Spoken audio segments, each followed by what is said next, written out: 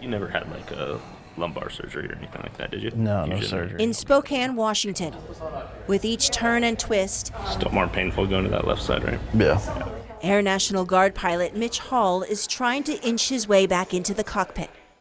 For 2 decades, Hall climbed into planes serving our country on overseas missions, tracking drug smugglers, mapping forest fires, and even teaching other pilots. But he hasn't been in the air for more than a year. That's because in 2023, he got hurt. What happened to your shoulder? I was in uniform on active duty orders at the military gym being tested for physical fitness and had a shoulder injury.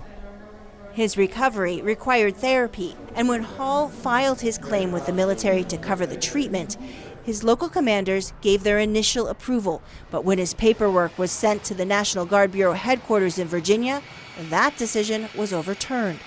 When you got your paperwork back and you were denied, what went through your mind? I kind of laughed, actually, believe it or not, and I laughed out of frustration. Our Scripps News investigation uncovered cases like Hall's across the country where injured and sick Air National Guard members have filed claims for medical care and pay that get approved by local commanders, then denied by national headquarters. We learned those decisions hinge on what's known in the military as a line of duty determination, also called an LOD, which confirms that an injury was sustained on military time or made worse by military service. In either of those cases, the National Guard is obligated to cover the claim, but that's not what happened to Mitch Hall. It couldn't have been any more in the line of duty, but someone at some faraway location decided to non-concur with all of my leadership and supervisors. On top of that, Hall told us the injury was rooted in an accident that took place 4 years earlier when his pickup truck rolled over on him. You were basically crushed. Yeah. The actual pressure being squeezed that hard did some eye trauma, so both of my eyes actually kind of blacked out. At the time, the military agreed that injury was sustained in the line of duty, but now it claims it shouldn't have to pay for the latest shoulder injury, even though no one disputes it's tied to the earlier accident. It's either incompetency, apathy, or corruption. You kind of feel abandoned. Another member of Hall's unit, Lieutenant Colonel Rich Cullen, feels the same way.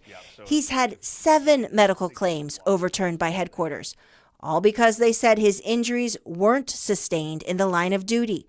It was happening so often that the 2 airmen started comparing notes. We just had a sense that this wasn't right. What we were facing wasn't right. Because when you got ill and you got hurt, your expectation was? I was going to be cared for. As Cullen and Hall started examining more of their denials from headquarters, certain repeated words jumped out at them. Injuries and illnesses were described as degenerative or as a chronic condition, which the documents would say clearly predates this period of service. Again and again, the National Guard concluded the airmen's medical conditions were the result of natural progression of long-standing injuries or illnesses, and their current military duties didn't make the conditions worse. That was a regular theme in the written denials we examined from around the country. In Mississippi, Master Sergeant James Buckley filed 3 claims, all approved by his local unit as having been sustained in the line of duty, and then later denied by headquarters. Their explanation? The natural progression of problems that pre-existed this period of service. In Phoenix, Major Christine Jornis had to stop flying when an illness she first experienced in pilot training was aggravated a decade later. Her claim was considered a natural progression and was denied.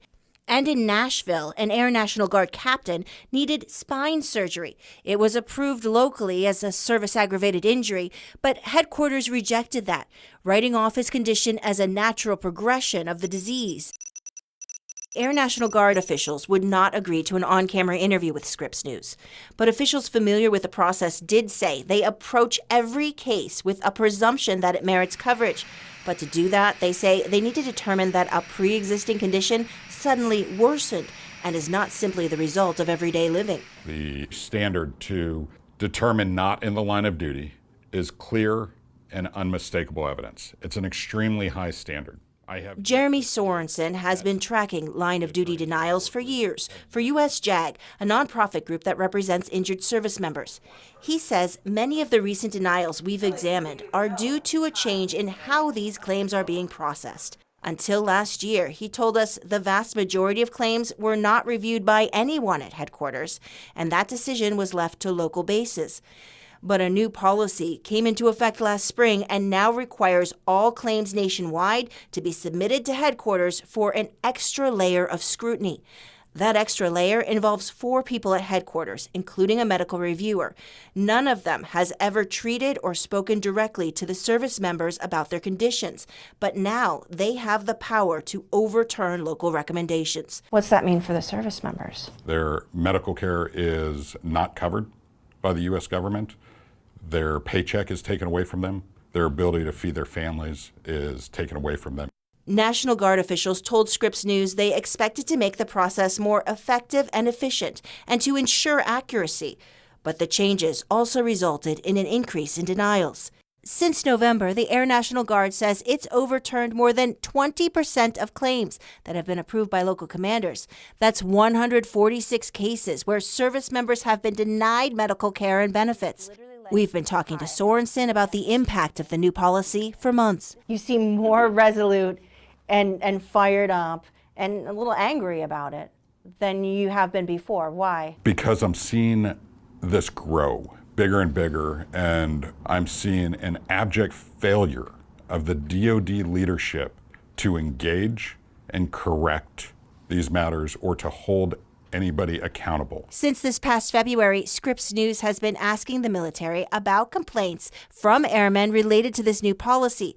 Now we've learned that the Air Force Inspector General is taking action to accelerate resolution of many of these disputed medical claims, and they're also putting a fresh set of eyes on other claims to determine if errors were present in those original medical decisions. Ready? Mitch Hall does not know if his shoulder injury claim will get another look, but he hopes everyone gets resolution. I hope there are enough people in high places that see the situation and put themselves in the shoes of those that have been on the receiving end of it. And he's the one that told me the house was gone. Hall's battle over military benefits is not the only challenge he's faced in the past year. A wildfire swept through his entire neighborhood last summer. Now, as he tries to rebuild his home, he tells us the denial by the National Guard has robbed him of his medical coverage and pay for weeks. I'm broken, repairable, hopefully, but broken, but I'm getting no support for that while we're trying to rebuild our lives. Why should the average American care about how this is turning out for you? I believe in my soul that if the average American knew about this process failing, they would be pretty enraged. He says there's still time for the Air National Guard to do its own kind of rebuilding, so it can better support service members who have dedicated their lives and their bodies to the needs of this country.